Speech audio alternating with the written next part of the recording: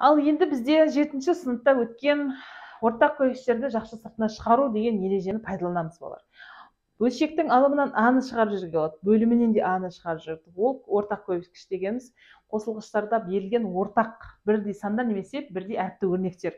Ал А не қалды енді ішінде? А-ның өзі қалды.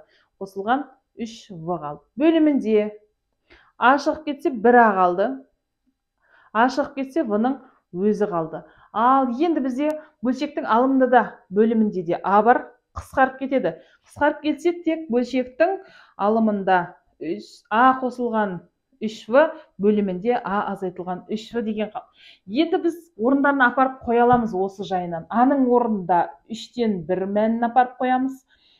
Қосылған 3 дейміз дағыны. В-ның мәнін апарып қоямыз. 6-тан 1 деген.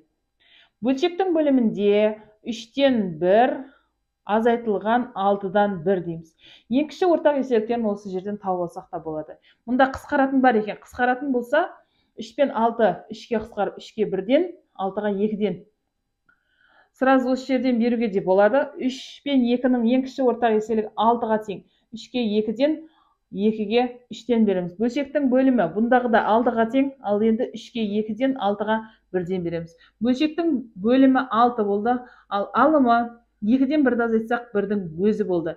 Екінші бөлшектің алымы 6 болды, ал 2-ге 3-ті қоссаң 5 болды. Бөлу амалы бөлшек амалы екен ұмытпаймыз. Ал енді бөлу амалы болатын болса 6-тан 5 көбейтілген бөлшектің бірінші бөлшек сол күйі қалады, екінші бөлшек алымы бөліміне, бөлімі алымына ауысып түседі.